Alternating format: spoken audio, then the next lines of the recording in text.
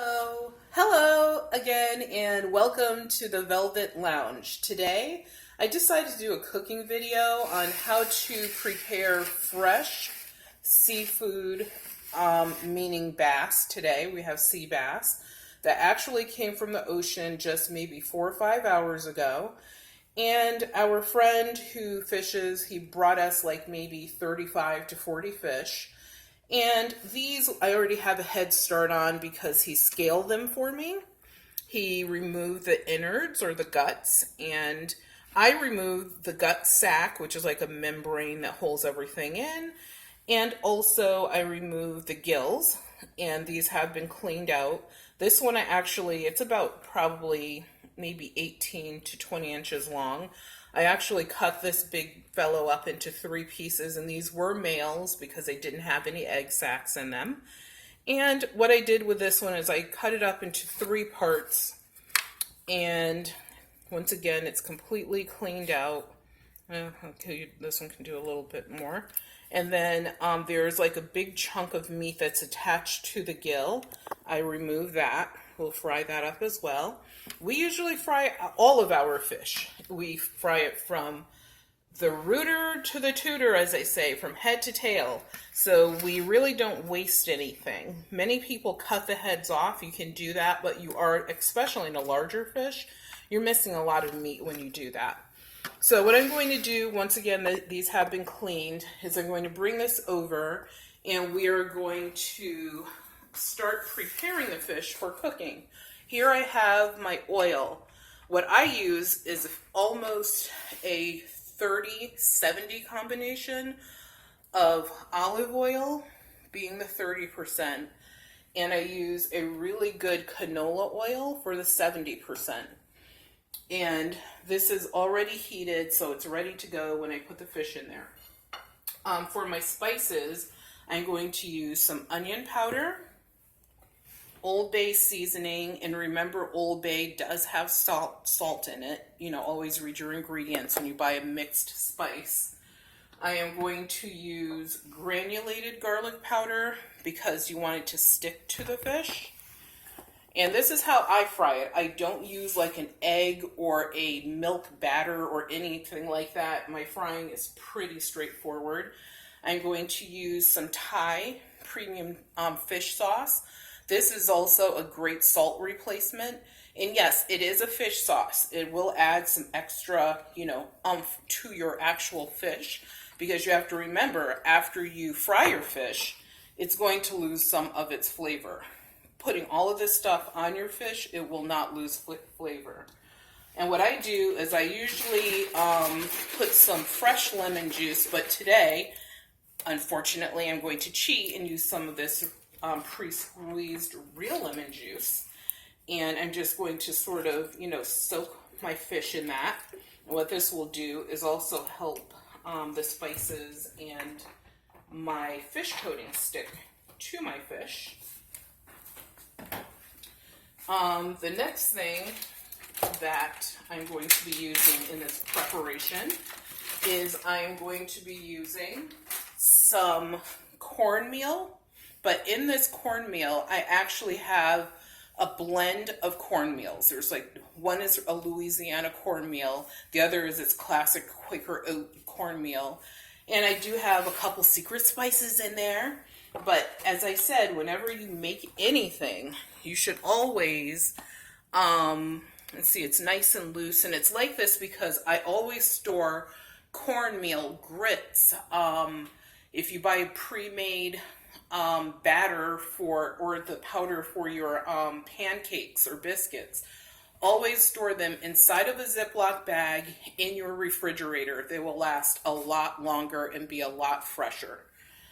So what I'm going to do right now is I'm going to put all my wet items on. So I put my lemon juice, and I usually just put my fish sauce inside of the fish. Accidents really do happen in real kitchens. So I just put it inside because if I put it on the outside, it's going to clash with my Old Bay. Plus, it's just going to be a waste because it's going to wash off due to the lemon juice. So next I'm going to put my next salt item, which is my Old Bay seasoning. This is just the classic flavor. They do have several different versions of Old Bay, but this is what we like in my home. And I'm really going to put that only on the outside of the fish. And just try to get all my areas there.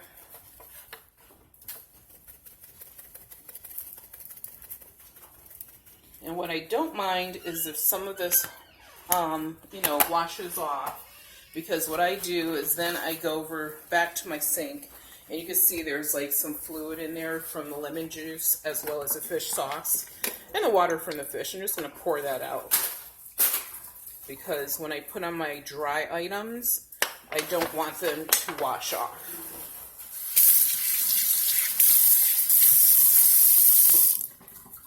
So come back over here, and we're going to deal, one moment, with our dry items. And right here I have a plate prepared, because after your fish comes out of the oil, you want to get it right on top of a couple paper towels or napkins to soak up some of that oil. So what I'm going to do now, and I'm going to be relatively heavy-handed with this, is I'm going to really get a lot of onion powder inside and outside of the fish.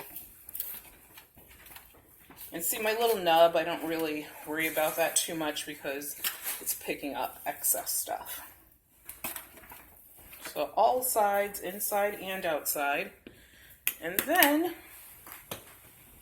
we'll put up, we like a lot of garlic. So once again, do what you like. My daughter is shaking her head like, yeah. She's like, yeah, Mommy, put out that garlic on there. So we're going to really garlic powder, and it doesn't taste as garlicky as you think, because when you fry food, you lose flavor. So what you should do anytime you fry food is you actually should go back and you should re-spice it sometimes. Because of the way I cook the food, we usually don't have to. We kind of just spice it all up front heavily. So now I'm just going, and you could do this in a bag. Some people will take their cornmeal, put it in a paper bag, and they will shake it, or in a plastic container. I'm just going to shake this right over my fish. Cornmeal is not super expensive. You're not going to waste a lot of it by doing it this way if you do it with a gentle hand. And you only need to do the outside of the fish on both sides. And we don't like tons of cornmeal stuck to our fish, so what I do is I actually press it in there. So we're done with our cornmeal.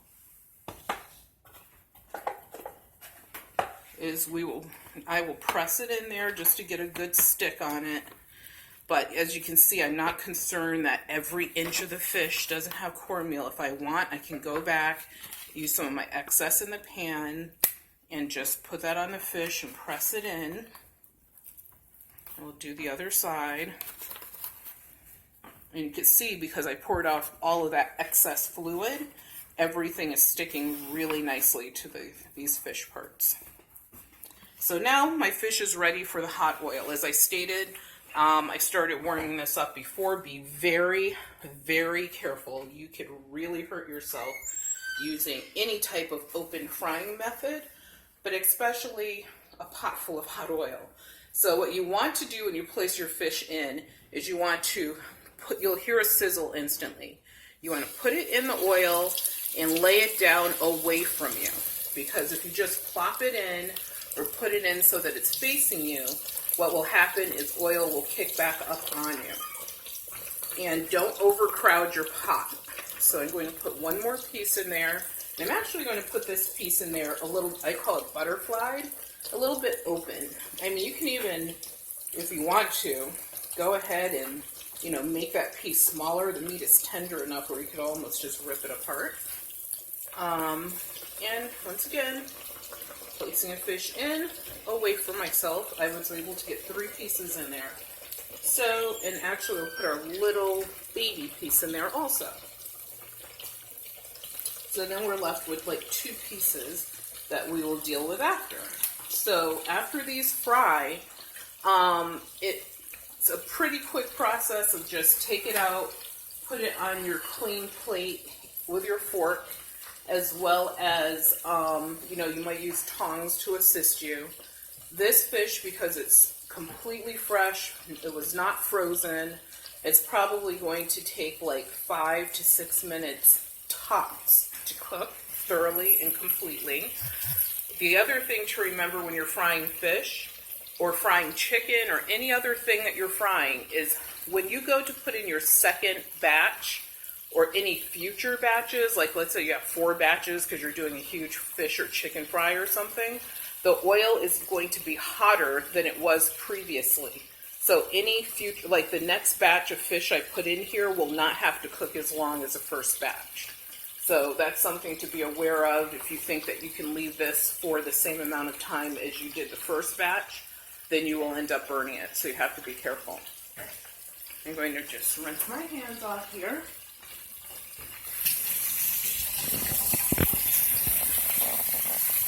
And I actually heated this oil up early enough so that hopefully these cook in a lot less time. So once again, starting with a hot oil, very important, because if you don't do that, your fish will actually come out soggy. And one way to test oil to make sure it is hot before you put food in it, if you're not sure, is you just take a tiny piece of cornmeal, or some people even use a little tiny piece of bread, just a tiny pinch.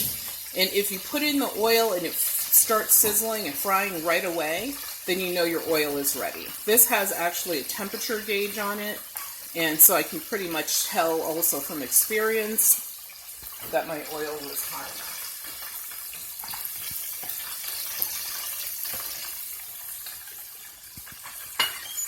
So I'm just going to check this, and actually it's pretty close. Just make sure everything is covered. And there is a fill line, so for filling your oil, if you're not sure how much oil to use, all of these fryers, if you have a fryer that's more than 10 years old, I probably would replace it. They're very affordable. You can get different sizes, different shapes, so it fits your needs. You can even get double fryers now, which is kind of crazy, but you always want to have a fill line for the oil in your fryer so that you know how much oil you need to put in. Do not go above that line, and I would not go below that line. If you stay at the line, you're pretty good as long as you don't overcrowd your pot with food. And I'm just going to skip ahead because while we're waiting for this and give you some more pointers and tips on frying food. A lot of people, after they fry any type of food, especially I know with my grandmother and my mother and aunts, what we would do is take the oil or the fat or the grease, and we would put it in a container, and they used to put it on the stove. I take my, and I only use oils really, I don't use shortenings ever unless I have a recipe that calls for it. But what I do is I will let my oil cool down in the container that I'm using for cooking. And once it's cooled down enough, I actually transfer it to a container that I can put in the freezer. And I will freeze the oil. What that does is it allows the oil to be fresher and usable longer by months, many months. So you can even put it in a cubic freezer. If you do that, I would just suggest that you take that plastic container with its lid, make sure it's well covered, push any air out, then you take that whole system and put it inside of a Ziploc bag and then freeze it, because that will make sure that you don't have condensation forming, so that when you thaw the oil out to use it, you don't want to have like any water crystals in there. But if I'm freezing it in our regular side-by-side refrigerator freezer, what I do is I simply put it in the storage container, put the lid on it, remove the air, and I just put that in the freezer. So the next time I'm frying, if that container is full, I know that I have enough to fill this vessel for frying. So I want to check this and see how it's doing. I can tell it's on its way to being done. And we like our fish to have like a soft fry on it. You can have a hard fry. What that means is that the meat is going to be cooked a lot firmer. It's sort of like having well done, or having a well done steak, or having a medium well done steak. I want my my fish to be, I would say on the medium well done scale.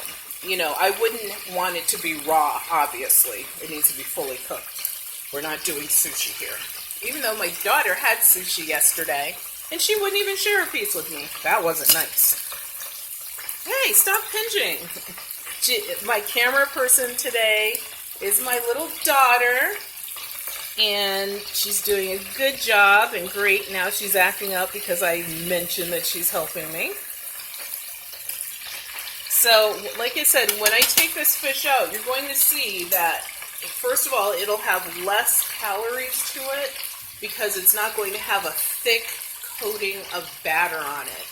Batter adds a lot of calories to your food, as well as it soaks up a lot of oil that you can't get off with paper towels.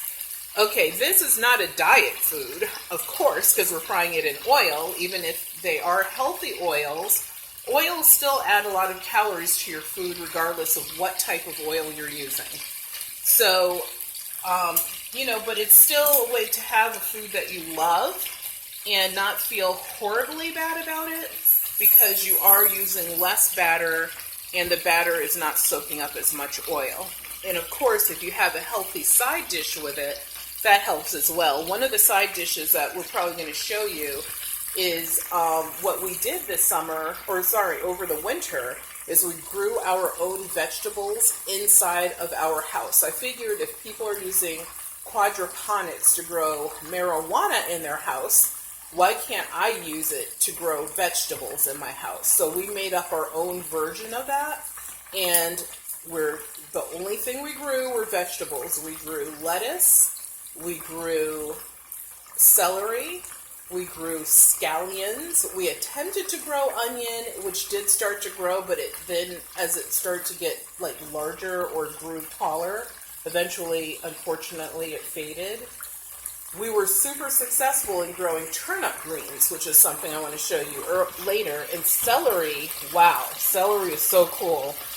But we grew that, and celery has such a great scent that it also keeps this fresh smell in your kitchen. So this piece actually is pretty well done. Now, because I did not crowd my pot, I didn't have to flip this fish over for it to get done on both sides. If my pot was crowded, I would have to handle the fish more by flipping it over side by side. I'm just letting some of the excess oil drip off of it, and then I'll transfer it to my plate. And you end up with this gorgeous piece of crispy fried fish. This is gorgeous. And if you flip it onto the other side, you will see I messed up the skin a little bit there. But, that's a really nice restaurant quality piece of fish.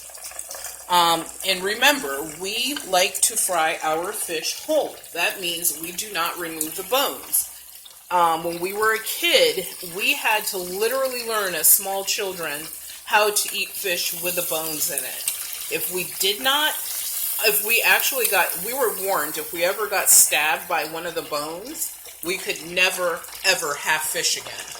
So, I know I got stabbed a couple times by swallowing a fish bone. I didn't tell my parents because I didn't want that punishment, but I survived. But you do want to be cautious if you're going to cook fish and do it in a whole fish fry method. Another way you could tell this fish is done is, you see how the meat has pulled back from the bone a little bit right there?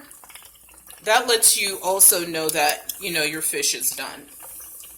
So we have one more piece in here And another thing is, you hear how the sizzle has died down a lot and the fish is floating on the top? That's another way for you to gauge whether your fish is done. Because the issue with fish is if you puncture it, the fish just falls apart because it's flaky, which is how you want it to be. See how that looks really nice? That's a nice piece of fish right there. And that little piece that we recovered from the fins or the gills, that's going to be a nice little fish nugget for someone. So this is what it looks like when you have your own fresh sea bass that's only 6 hours out of the ocean, brought to your house to you by your husband's friend, and you decide that this is what you're having for dinner tonight. So if you want more details on what I used in this, please look below in my comments area. Please like this video. Please share it.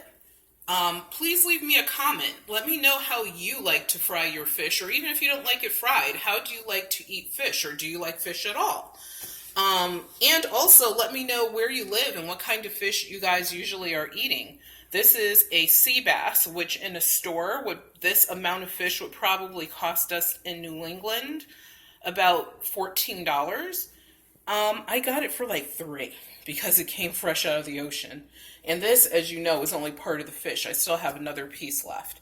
So I'm going to go ahead and fry this up, and I hope that you guys have an amazing day. Once again, please subscribe. Please share our videos. We're brand new, starting out, and we're doing this as a family fun venture, and we want to take you guys along for the ride. But please, more important to us is leave a comment and let us know how you like to prepare your fish, or if you have a fish challenge for me.